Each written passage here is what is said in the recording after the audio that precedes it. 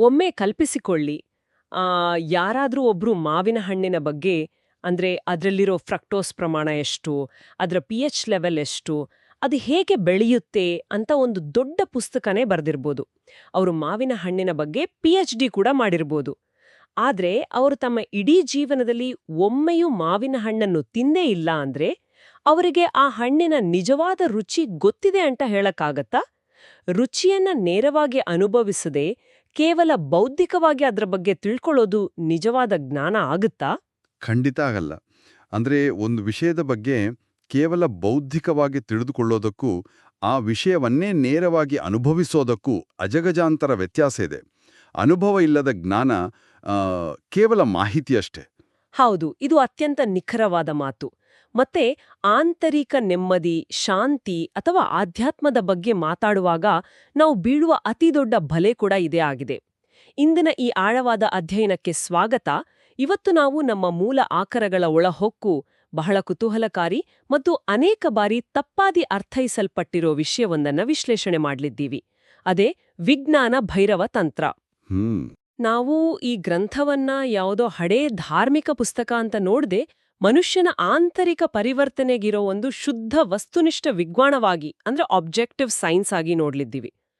ಸರಿ, ಇದನ್ನ ಸ್ವಲ್ಪ ಬಿಡಿಸಿ ನೋಡೋಣ. ಈ ತಂತ್ರ ಸಾಂಪ್ರದಾಯಿಕ ತತ್ವಶಾಸ್ತ್ರಕ್ಕಿಂತ ಸಂಪೂರ್ಣವಾಗಿ ಭಿನ್ನ ಅಂತ ಮೂಲ ಆಕರಗಳು ಹೇಳ್ತವೆ. ಇದು ಹೇಗ್ ಸಾಧ್ಯ?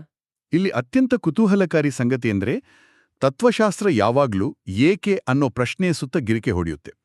ಅಂದ್ರೆ ಈ ಜಗತ್ತು ಏಕೆ ಸೃಷ್ಟಿಯಾಯಿತು, ನಮ್ಮೆಲ್ಲರ ಸೃಷ್ಟಿಯ ಹಿಂದಿನ ಉದ್ದೇಶ ಏನು, ದೇವರು ಇದ್ದಾನಾ, ಇವೆಲ್ಲ ತತ್ವಶಾಸ್ತ್ರದ ಪ್ರಶ್ನೆಗಳು. ಆದರೆ ತಂತ್ರ ವಿಜ್ಞಾನದ ಹಾಗೆ ಹೇಗೆ ಅಂತ ಪ್ರಶ್ನೆ ಮಾಡುತ್ತೆ. ತಂತ್ರ ಒಂದು ತಾತ್ವಿಕ ನಂಬಿಕೆ ಅಲ್ಲ, ಬದಲಾಗಿ ಅದೊಂದು ಅಸ್ತಿತ್ವವಾದದ ಮಾರ್ಗ. ಒಂದ್ ನಿಮಿಷ, ಸಾರಿ, ಮಧ್ಯ ಮಾತಾಡ್ತಿದ್ದೀನಿ. ಈ ಅಸ್ತಿತ್ವವಾದದ ಮಾರ್ಗ ಅನ್ನೋದು ಕೇಳಕ್ಕೆ ಬಹಳ ಕಾಂಪ್ಲೆಕ್ಸ್ ಆದ ಅಕಾಡೆಮಿಕ್ ಪದತರನೇ ಭಾಸವಾಗುತ್ತೆ. ಇದನ್ನ ಅತಿ ಸರಳವಾಗಿ ಸಾಮಾನ್ಯ ಜನರಿಗೆ ಅರ್ಥ ಆಗೋ ಹಾಗೆ ಹೇಳೋದಾದ್ರೆ ಇದರ ಅರ್ಥ ಏನು? ನಾವೇನು ಯೋಚಿಸ್ತೀವೋ ಅದಕ್ಕಿಂತ ನಾವೇನನ್ನ ಅನುಭವಿಸ್ತೀವೋ ಅದೇ ಸತ್ಯ ಅನ್ನೋ ಅರ್ಥನಾ? ಹೌದು, ನಿಖರವಾಗಿ. ಇದನ್ನೊಂದು ಉದಾಹರಣೆ ಮೂಲಕ ನೋಡೋಣ, ಗೊತ್ತಾ? ಹುಟ್ಟು ಕುರುಡನೊಬ್ಬ ಬೆಳಕಿನ ಬಗ್ಗೆ ಕೇಳ್ತಾನೆ ಅಂದ್ಕೊಳ್ಳಿ. ತತ್ವಶಾಸ್ತ್ರಜ್ಞ ಆತನಿಗೆ ಬೆಳಕಿನ ಸ್ವರೂಪದ ಬಗ್ಗೆ, ಫೋಟಾನ್ಗಳ ಬಗ್ಗೆ, ಬೆಳಕಿನ ವೇಗದ ಬಗ್ಗೆ ಗಂಟೆಗಟ್ಟಲೆ ಲೆಕ್ಚರ್ ಕೊಡ್ಬೋದು. ಆದ್ರೆ ಅದರಿಂದ ಕುರುಡನಿಗೆ ದೃಷ್ಟಿಯಂತೂ ಬರಲ್ಲ ಅಲ್ವಾ? ಅದೇ ತಾನೆ. ತಂತ್ರ ಆ ಕುರುಡನಿಗೆ ಬೆಳಕಿನ ಬಗ್ಗೆ ಯಾವುದೇ ಲೆಕ್ಚರ್ ಕೊಡಲ್ಲ. ಬದಲಾಗಿ ತಂತ್ರ ಒಬ್ಬ ವೈದ್ಯನ ಹಾಗೆ ಆ ಕುರುಡನ ಕಣ್ಣಿಗೆ ಶಸ್ತ್ರಚಿಕಿತ್ಸೆ ಮಾಡಿ ದೃಷ್ಟಿ ಕೊಡೋ ತಂತ್ರನ ಬಳಸ್ತಾನೆ. ತಂತ್ರ ಕಣ್ಣಿನ ಪೊರೆ ತೆಗೆಯೋ ವಿಧಾನ ಕಲಿಸುತ್ತೆ ಹೊರತು ಬೆಳಕು ಅಂದ್ರೆ ಏನು ಅಂತ ವಿವರಿಸಲ್ಲ. ದೃಷ್ಟಿ ಬಂದಮೇಲೆ ಆ ಕುರುಡನೆ ನೇರವಾಗಿ ಬೆಳಕನ್ನ ಅನುಭವಿಸ್ತಾನೆ. ಓಹೋ, ಅಂದ್ರೆ ತತ್ವಶಾಸ್ತ್ರ ನಮ್ಮ ಬುದ್ಧಿಗೆ ಮಾತ್ರ ಸೀಮಿತ ಆದ್ರೆ ತಂತ್ರ ನಮ್ಮ ಸಂಪೂರ್ಣ ಅಸ್ತಿತ್ವದ ನೇರ ಭಾಗವಹಿಸುವಿಕೆಯನ್ನ ಕೇಳುತ್ತೆ. ಇಲ್ಲಿ ಮೂಲ ಆಕರಗಳು ಇನ್ನೊಂದು ಬಹಳ ವಿವಾದಾತ್ಮಕವಾದ ವಿಚಾರನ ಪ್ರಸ್ತಾಪ ಮಾಡ್ತವೆ. ತಂತ್ರ ನೈತಿಕವೂ ಅಲ್ಲ, ಅನೈತಿಕವೂ ಅಲ್ಲ, ಅದು ಸಂಪೂರ್ಣವಾಗಿ ನೈತಿಕಾತೀತ, ಅಂದ್ರೆ ಅಮಾರಲ್ ಅಂತ. ಇಲ್ಲಿ ನನಗೊಂದು ಬಲವಾದ ಆಕ್ಷೇಪ ಇದೆ. ಯಾವುದೇ ನೈತಿಕತೆಯ ಹಂಗು ಇಲ್ಲದ, ಒಳ್ಳೇದು ಕೆಟ್ಟದು ಅನ್ನೋ ತಾರತಮ್ಯ ಇಲ್ಲದ ವ್ಯವಸ್ಥೆ ಅಪಾಯಕಾರಿ ಅಲ್ವಾ? ಯಾರಾದ್ರೂ ಒಬ್ಬ ಅಪರಾಧಿ ಅಥವಾ ಸಮಾಜಕ್ಕೆ ಕಂಟಕ ಆದ ವ್ಯಕ್ತಿ ಈ ತಂತ್ರಗಳನ್ನ ಬಳಸಿದ್ರೆ ನಾವು ಕೇವಲ ಒಬ್ಬ ಹೆಚ್ಚು ಫೋಕಸ್ಡ್ ಆದ, ಪ್ರಶಾಂತವಾದ ಅಪರಾಧಿನ ಸೃಷ್ಟಿ ಮಾಡ್ದ ಹಾಗೆ ಆಗಲ್ವಾ? ನಿಮ್ಮ ಈ ಅನುಮಾನ ಅತ್ಯಂತ ಸಹಜ. ಆದರೆ ಇದನ್ನ ನಾವು ಮೆಡಿಕಲ್ ಸೈನ್ಸ್ ದೃಷ್ಟಿಯಿಂದ ನೋಡೋಣ. ಒಬ್ಬ ರೋಗಿ ವಿಪರೀತ ಜ್ವರದಿಂದ ಬಳಲುತ್ತಾ ಡಾಕ್ಟರ್ ಹತ್ರ ಬರ್ತಾನೆ ಅನ್ಕೊಳ್ಳಿ. ಆ ಡಾಕ್ಟರ್ ಕೊಡೋ ಔಷಧಿ ಈತ ಸಜ್ಜನನ ಅಥವಾ ದುರ್ಜನನ ಅಂತ ಪರೀಕ್ಷೆ ಮಾಡ್ತಾ, ಈತ ಸನ್ಯಾಸಿನ ಅಥವಾ ಕಳ್ಳನ ಅಂತ ನೋಡ್ತಾ? ಖಂಡಿತ ಇಲ್ಲ. ಔಷಧಿಯ ಕೆಲಸ ಕೇವಲ ಜ್ವರ ಗುಣಪಡಿಸೋದು ಮಾತ್ರ. ನಿಖರವಾಗಿ. ತಂತ್ರ ಕೂಡ ಮನುಷ್ಯನ ನೈತಿಕ ಹಿನ್ನೆಲೆಯನ್ನು ಪ್ರಶ್ನಿಸಲ್ಲ. ಕಾಮ, ಕ್ರೋಧ, ಅತಿಯಾದ ದುರಾಸೆ ಇವೆಲ್ಲ ಮನಸ್ಸಿನ ಅಸ್ವಸ್ಥತೆಗಳು ಅಥವಾ ಆಂತರಿಕ ಜ್ವರ ಇದ್ದ ಹಾಗೆ ಅಂತ ತಂತ್ರ ಭಾವಿಸುತ್ತೆ. ವಾವ್! ಅಂದ್ರೆ ಸಾಮಾನ್ಯ ಧರ್ಮಗಳು ಮೊದ್ಲು ನಿನ್ನ ಕೋಪನ ಬಿಡು, ಸಜ್ಜನನಾಗು, ಆಮೇಲೆ ಧ್ಯಾನ ಮಾಡು ಅಂತೆ ಕಂಡೀಷನ್ ಹಾಕ್ತವೆ. ಆದ್ರೆ ಇದು ರೋಗಿಗೆ ನೀನು ಮೊದ್ಲು ನಿನ್ನ ಜ್ವರವಾಸಿ ಮಾಡ್ಕೋ, ಆಮೇಲೆ ನಾನು ಔಷಧಿ ಕೊಡ್ತೀನಿ ಅಂತ ಹೇಳಿದಷ್ಟೇ ಹಾಸ್ಯಾಸ್ಪದ ಅಲ್ವಾ? 100ಕ್ಕೆ 100 ಸತ್ಯ. ಧರ್ಮ ನೈತಿಕತೆಯನ್ನ ಮೊದಲ ಮೆಟ್ಟಿಲಾಗಿ ನೋಡಿದರೆ, ತಂತ್ರ ನೈತಿಕತೆಯನ್ನ ಅಂತಿಮ ಫಲಿತಾಂಶವಾಗಿ, ಅಂದ್ರೆ ಒಂದು ಬೈ ಪ್ರಾಡಕ್ಟ್ ಆಗಿ ನೋಡುತ್ತೆ. ನೀವು ಧ್ಯಾನಸ್ಥರಾದಂತೆ, ನಿಮ್ಮ ಆಂತರಿಕ ಜ್ವರ ಕಡಿಮೆಯಾದಂತೆ ನೈತಿಕತೆ ತಾನಾಗಿಯೇ ಉಳಿದು ಬರುತ್ತೆ. ಯಾವುದೇ ಕೃತಕ ಪ್ರಯತ್ನ ಇಲ್ಲದೆ ಮನುಷ್ಯ ಸಹಜವಾಗಿ ಒಳ್ಳೆಯವನಾಗ್ತಾನೆ. ಖಂಡಿತ. ಆದರೆ ಆರಂಭದಲ್ಲೇ ನೈತಿಕನಾಗು ಅನ್ನೋ ಬಲವಂತ ಇಲ್ಲ. ತಂತ್ರ ಧಾರ್ಮಿಕ ನಂಬಿಕೆಗಳಿಗಿಂತ ಪ್ರಯೋಗಶೀಲತೆಗೆ ಹೆಚ್ಚು ಒತ್ತು ಕೊಡುತ್ತೆ. ಮನುಷ್ಯನನ್ನ ಆತ ಹೇಗಿದ್ದಾನೋ ಹಾಗೆಯೇ ಸಂಪೂರ್ಣವಾಗಿ ಒಪ್ಪಿಕೊಳ್ಳೋದ್ರಿಂದಲೇ ನೈತಿಕತೆಯನ್ನೇ ಬಂಡವಾಳ ಮಾಡಿಕೊಂಡ ಜನಸಾಮಾನ್ಯರಿಂದ ತಂತ್ರ ಅತಿ ಹೆಚ್ಚು ತಪ್ಪಾಗಿ ಅರ್ಥೈಸಲ್ಪಟ್ಟಿದೆ. ಇದು ನಿಜಕ್ಕೂ ಅದ್ಭುತವಾದ ದೃಷ್ಟಿಕೋನ. ಸರಿ, ಈಗ ನಾವು ಈ ಜ್ಞಾನ ಕಲಿಯೋ ವಿಧಾನದ ಬಗ್ಗೆ ಮಾತಾಡೋಣ. ಮೂಲ ಗ್ರಂಥ ನೋಡಿದ್ರೆ ಇದೊಂದು ಸಂವಾದದ ರೂಪದಲ್ಲಿದೆ. ದೇವಿ ಮತ್ತು ಶಿವನ ನಡುವಿನ ಸಂವಾದ. ದೇವಿ, ಓ ಶಿವನೇ, ನಿನ್ನ ನೈಜ ಸ್ವರೂಪ ಏನು, ಈ ಅದ್ಭುತವಾದ ಜಗತ್ತು ಹೇಗೆ ಸೃಷ್ಟಿಯಾಯಿತು ಅಂತ ಬೃಹತ್ ತಾತ್ವಿಕ ಪ್ರಶ್ನೆಗಳನ್ನ ಕೇಳ್ತಾಳೆ. ಹೌದು. ಆದ್ರೆ ಶಿವ ಅದಕ್ಕೆ ನೇರವಾದ ಬೌದ್ಧಿಕ ಉತ್ತರ ಕೊಡೋ ಬದಲು 112 ಪ್ರಾಯೋಗಿಕ ತಂತ್ರಗಳನ್ನ ಕೊಡ್ತಾನೆ. ನನ್ನ ಪ್ರಶ್ನೆ ಏನಂದ್ರೆ, ಇದನ್ನ ಯಾಕೆ ಗುರು ಶಿಷ್ಯರ ಸಂವಾದ ಅಂತ ಇಡದೆ ಇಬ್ರು ಪ್ರೇಮಿಗಳ ನಡುವಿನ ಸಂವಾದ ಅಂತ ಚಿತ್ರಿಸಿದ್ದಾರೆ? ಯಾಕಂದ್ರೆ ತಾರ್ಕಿಕ ಭಾಷೆ ಅಥವಾ ಬೌದ್ಧಿಕ ಭಾಷೆ ಯಾವಾಗ್ಲೂ ಆಕ್ರಮಣಕಾರಿಯಾಗಿರುತ್ತೆ. ನಾವ್ಯಾರ ಜೊತೆಯಾದ್ರೂ ವಾದ ಮಾಡುವಾಗ ನಾನ್ ಸರಿ, ನೀನ್ ತಪ್ಪು ಅನ್ನೋ ಅಹಂಕಾರ ಅಲ್ಲಿ ಕೆಲಸ ಮಾಡ್ತಿರತ್ತೆ. ಅಹಂಕಾರ ಇದ್ದಲ್ಲಿ ಕಲಿಯುವಿಕೆ ಇರಲ್ಲ. ಪ್ರೇಮಿಗಳ ನಡುವೆ ಆ ವಾದ ವಿವಾದ ಇರಲ್ಲ ಅಲ್ವಾ? ಎಕ್ಸಾಕ್ಟ್ಲಿ. ಅಲ್ಲಿ ಕೇವಲ ಆಳವಾದ ಆಲಿಸುವಿಕೆ ಮತ್ತು ಸ್ವೀಕಾರ ಇರುತ್ತೆ. ಕಲಿಯುವಿಕೆಗೆ ಪ್ರೇಮಿಗಳ ಸಂವಾದನೇ ಅತ್ಯುತ್ತಮ ಮಾದರಿ. ಜ್ಞಾನ ಅರಗಿಸ್ಕೊಳ್ಳೋಕೆ ಸ್ತ್ರೀ ಸಹಜ ಸ್ವೀಕಾರ ಮನೋಭಾವ ಅಂದ್ರೆ ಫೆಮಿನಿನ್ ರಿಸೆಪ್ಟಿವಿಟಿ ಬಹಳ ಅತ್ಯಗತ್ಯ ಅಂತ ಮೂಲ ಆಕರಗಳು ಒತ್ತಿ ಹೇಳ್ತವೆ. ಒಂದ್ ನಿಮಿಷ, ಇಲ್ಲಿ ನಾವೊಂದು ವಿಚಾರನ ಸ್ಪಷ್ಟ ಮಾಡ್ಲೇಬೇಕು. ಸ್ತ್ರೀ ಸಹಜ ಅಂದ ತಕ್ಷಣ ಜನರಿಗೆ ಇದು ಜೈವಿಕ ಲಿಂಗಕ್ಕೆ ಸಂಬಂಧಿಸಿದ್ದು ಅನ್ನಿಸ್ಬಹುದು. ಇದು ಕೇವಲ ಮಹಿಳೆಯರಿಗೆ ಮಾತ್ರ ಸೀಮಿತ ಆದದ್ದಲ್ಲ ತಾನೆ? ಖಂಡಿತ ಇಲ್ಲ. ಇದನ್ನ ನಾವು ವಿಶಾಲ ದೃಷ್ಟಿಕೋನದಿಂದ ನೋಡಿದಾಗ ಇದು ಮನಸ್ಸಿನ ಒಂದು ಸ್ಥಿತಿಗೆ ಸಂಬಂಧಿಸಿದ್ದು ಅಂತ ಸ್ಪಷ್ಟ ಆಗುತ್ತೆ. ಗಂಡಸಾಗ್ಲಿ ಹೆಂಗಸಾಗ್ಲಿ ಅವರ ಮನಸ್ಸು ಹೇಗೆ ಕೆಲಸ ಮಾಡ್ತಿದೆ ಅನ್ನೋದು ಮುಖ್ಯ. ಒಂದು ಮಣ್ಣು ಬೀಜವನ್ನ ಹೇಗೆ ಸ್ವೀಕರಿಸುತ್ತೆ ಅಂತ ಯೋಚನೆ ಮಾಡಿ. ಮಣ್ಣು ಬೀಜದ ಜೊತೆ ಯುದ್ಧ ಮಾಡಲ್ಲ. ಅದು ಬೀಜವನ್ನ ತೆರೆದ ಮನಸ್ಸಿನಿಂದ ಒಪ್ಕೊಳ್ಳುತ್ತೆ, ಅದಕ್ಕೆ ಪೋಷಣೆ ನೀಡುತ್ತೆ, ತನ್ನೊಳಗೆ ಹೊಸ ಜೀವ ಅರಳೋಕೆ ಅವಕಾಶ ಮಾಡಿಕೊಡುತ್ತೆ. ಓಹೋ, ಅಂದ್ರೆ ಆಧುನಿಕ ಮನುಷ್ಯನ ಮೆದುಳು ಸದಾ ಆಕ್ರಮಣಕಾರಿ ಬೌದ್ಧಿಕತೆಯಿಂದಲೇ ತುಂಬಿರುತ್ತೆ. ಸದಾ ವಿಶ್ಲೇಷಣೆ ಮಾಡೋದು, ತರ್ಕ ಮಾಡೋದು, ಅನುಮಾನ ಪಡೋದು. ಹೌದು. ಇಂಥ ಆಕ್ರಮಣಕಾರಿ ಸ್ಥಿತಿಯಿಂದ ಮಣ್ಣಿನಂತಹ ಸ್ವೀಕಾರ ಮನೋಭಾವಕ್ಕೆ ಬದಲಾದಾಗ ಮಾತ್ರ ಈ ಆಳವಾದ ಆಂತರಿಕ ತಂತ್ರಗಳು ಕೆಲಸ ಮಾಡೋಕೆ ಸಾಧ್ಯ. ಆದ್ರೆ ಇಂದಿನ ಆಧುನಿಕ ಕಾರ್ಪೊರೇಟ್ ಜಗತ್ತಿನಲ್ಲಿ ಈ ಸ್ವೀಕಾರ ಮನೋಭಾವ ಪ್ರಾಯೋಗಿಕವಾಗಿ ಸಾಧ್ಯನಾ? ಕಚೇರಿಯಲ್ಲಿ, ವ್ಯಾಪಾರದಲ್ಲಿ ಸದಾ ಸ್ಪರ್ಧೆ ಇರುತ್ತೆ. ಅಲ್ಲಿ ಮನುಷ್ಯ ಆಕ್ರಮಣಕಾರಿಯಾಗದೆ ಕೇವಲ ಸ್ವೀಕಾರ ಮನೋಭಾವದಲ್ಲಿದ್ರೆ ಉಳಿಗಾಲ ಇದೆಯಾ? ನೋಡಿ, ಸ್ವೀಕಾರ ಮನೋಭಾವ ಅಂದ್ರೆ ದೌರ್ಬಲ್ಯ ಅಲ್ಲ. ಬದಲಾಗಿ ಇದು ಪೂರ್ವಾಗ್ರಹಗಳು ಇಲ್ಲದ ಅತ್ಯಂತ ತೀಕ್ಷ್ಣವಾದ ವೀಕ್ಷಣೆ.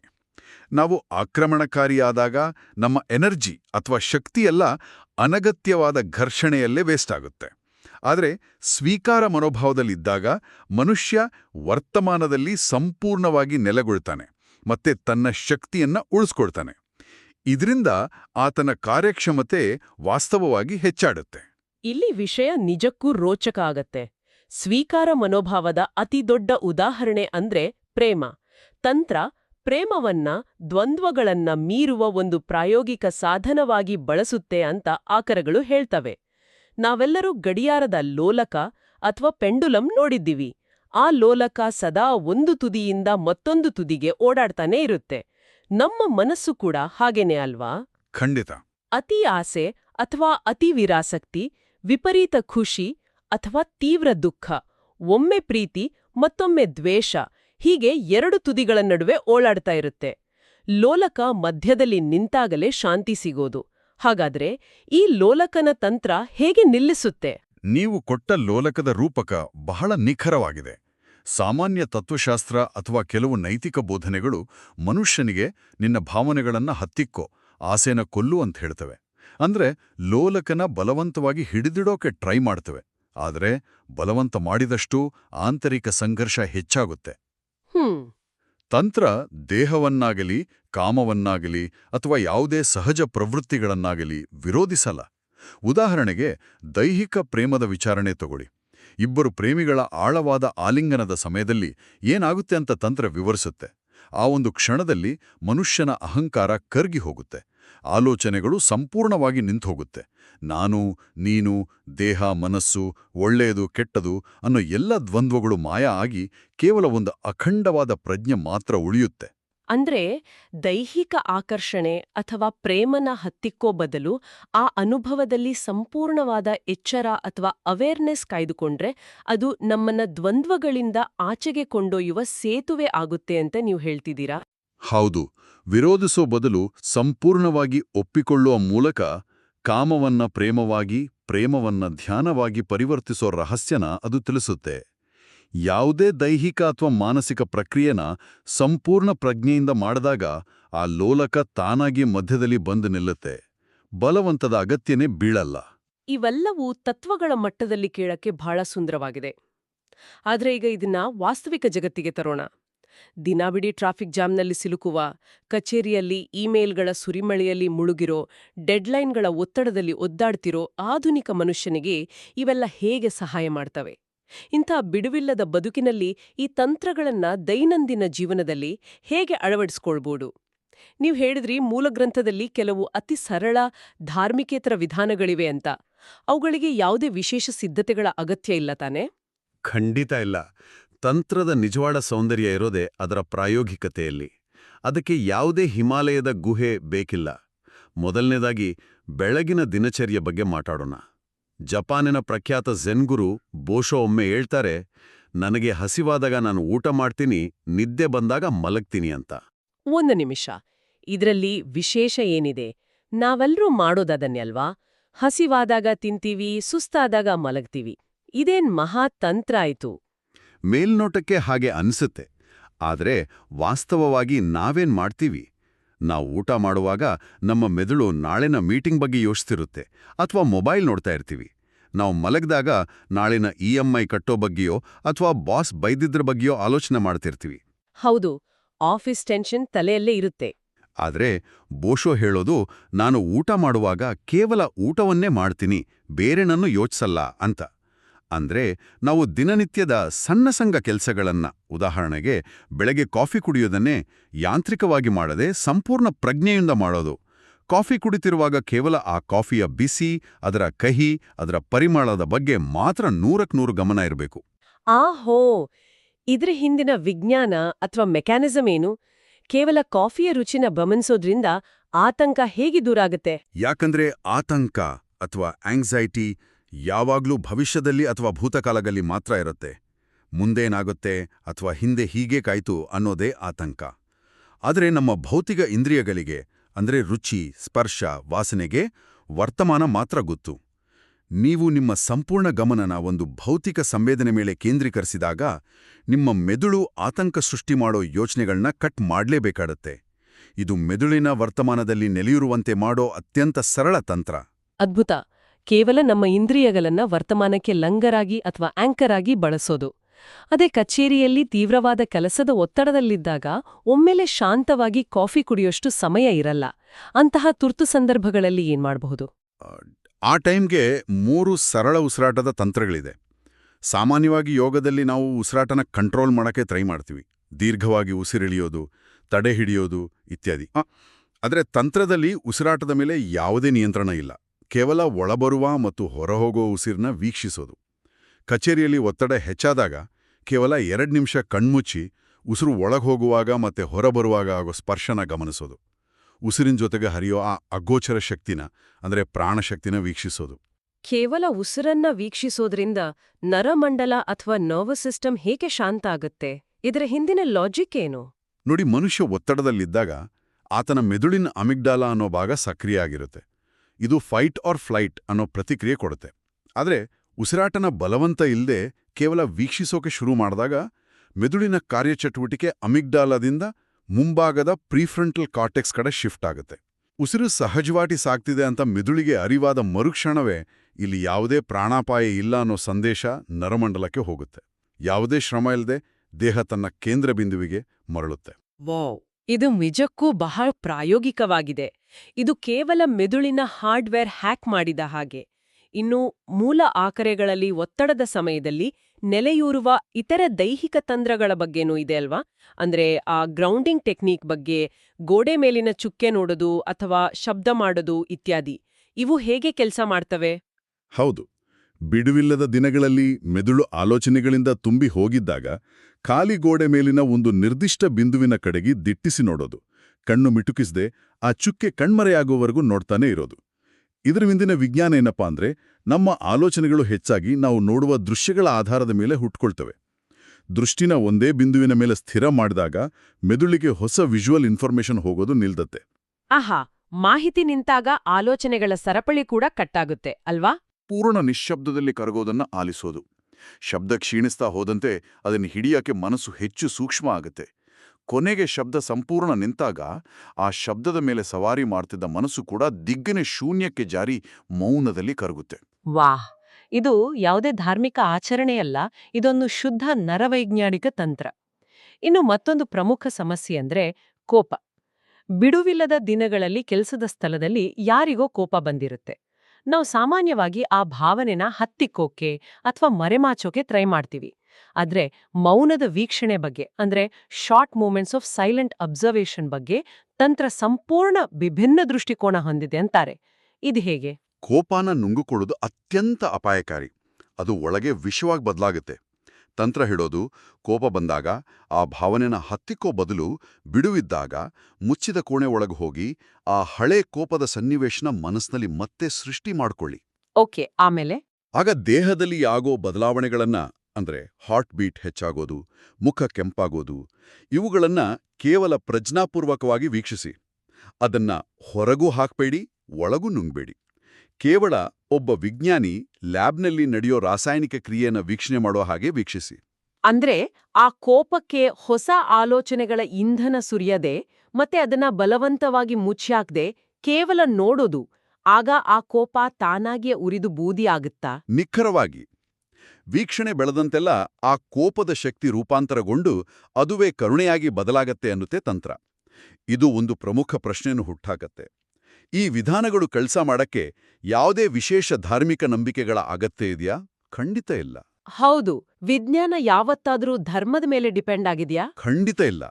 ಗುರುತ್ವಾಕರ್ಷಣೆ ನಿಯಮ ಹೇಗೆ ಆಸ್ತಿಕ ನಾಸ್ತಿಕ ಎಲ್ಲರಿಗೂ ಒಂದೇ ರೀತಿ ಅನ್ವಯಿಸುತ್ತೋ ಹಾಗೆ ಈ ತಂತ್ರಗಳು ಸಂಪೂರ್ಣವಾಗಿ ಮನುಷ್ಯನ ಶರೀರ, ಉಸಿರಾಟ ಮತ್ತು ಪ್ರಜ್ಞೆಯ ಯಂತ್ರಶಾಸ್ತ್ರದ ಮೇಲೆ ನಿಂತಿರೋದ್ರಿಂದ ಯಾರೋ ಪ್ರಯೋಗ ಮಾಡಿದ್ರೂ ಇದು ಕೆಲಸ ಮಾಡುತ್ತೆ. ಸರಿ, ನಾವು ಈ ಚರ್ಚೆಯ ಅಂತಿಮ ಘಟ್ಟಕ್ಕೆ ಬಂದಿದ್ದೀವಿ. ಇದೆಲ್ಲವನ್ನು ಕ್ರೋಢೀಕರಿಸಿ ಹೇಳೋದಾದ್ರೆ, ತಂತ್ರ ಯಾವುದೇ ಕುರುಡು ಸಿದ್ಧಾಂತ ಅಲ್ಲ, ಅದು ಆಂತರಿಕ ಪರಿವರ್ತನೆಯ ಒಂದು ಶುದ್ಧ ಪ್ರಯೋಗಾಲಯ. ಆಧುನಿಕ ಜಗತ್ತಿನ ಮಾಹಿತಿ ಸ್ಫೋಟ ಮತ್ತೆ ಕೆಲಸದ ಒತ್ತಡದಿಂದ ಬಸವಳಿದವರಿಗೆ ಈ ತಂತ್ರಗಳು ಆಂತರಿಕ ಶಾಂತಿನ ಕಂಡುಕೊಳ್ಳೋಕೆ ಒಂದು ಶಾರ್ಟ್ಕಟ್ ಒದಗಿಸುತ್ತವೆ. ಇದು ಅತಿಯಾದ ಮಾಹಿತಿಯಿಂದ ಮೆದುಳನ್ನ ತುಂಬಿಕೊಳ್ಳೋ ಬದಲು ವಾಸ್ತವವನ್ನ ಯಥಾವತ್ತಾಗಿ ಗ್ರಹಿಸೋ ಕಲೆ. ನಾವೇನ್ ಮಾಡ್ತೀವಿ ಅನ್ನೋದನ್ನ ಬದಲಾಯಿಸೋ ಬದಲು ನಾವು ಅದನ್ನ ಹೇಗೆ ಮಾಡ್ತೀವಿ ಅನ್ನೋ ಪ್ರಜ್ಞೆನ ಬದಲಾಯಿಸೋದೇ ಇದರ ತಿರುಳು. ಹೌದು. ತರ್ಕದಿಂದ ಪ್ರೇಮದ ಕಡೆಗೆ, ಆಕ್ರಮಣಕಾರಿ ಬೌದ್ಧಿಕತೆಯಿಂದ ಸ್ವೀಕಾರದ ಅನುಭವದ ಕಡೆಗೆ ನಡೆಯೋ ಪ್ರಯಾಣವೇ ತಂತ್ರ. ಇದು ಮನುಷ್ಯನ ಅಸ್ತಿತ್ವವನ್ನ ಯಾವುದೇ ಷರತ್ತುಗಳಿಲ್ಲದೆ ಒಪ್ಕೊಳ್ಳೋ ವಿಧಾನ. ಈ ಸಂವಾದನ ಮುಕ್ತಾಯ ಮಾಡೋ ಮುನ್ನ ಮೂಲ ಆಕರಗಳಿರೋ ಒಂದು ಅತ್ಯಂತ ಪ್ರಚೋದನಾತ್ಮಕವಾದ ಚಿಂತನೆಯೊಂದಿಗೆ ಕೇಳುಗರನ್ನ ಬಿಟ್ಟೋಗೋಕೆ ನಾನು ಬಯಸ್ತೀನಿ. ಪ್ರಪಂಚದಾದ್ಯಂತ, ವಿಶೇಷವಾಗಿ ಕ್ರಿಶ್ಚಿಯನ್ ಧರ್ಮದಲ್ಲಿ ದೇವರೇ ಪ್ರೇಮ ಸ್ವರೂಪಿ ಅಂತ ಹೇಳಲಾಗುತ್ತೆ. ಆದ್ರೆ ಮೂಲ ಆಕರಗಳು ವಾದಿಸುವಂತೆ ಇದು ಮೂಲತಃ ಯಾವುದೇ ಧಾರ್ಮಿಕ ಸಿದ್ಧಾಂತ ಆಗಿರಲಿಲ್ಲ, ಬದಲಾಗಿ ಅದೊಂದು ಅಪ್ಪಟ ತಾಂತ್ರಿಕ ಹೇಳಿಕೆಯಾಗಿತ್ತು. ಖಂಡಿತ.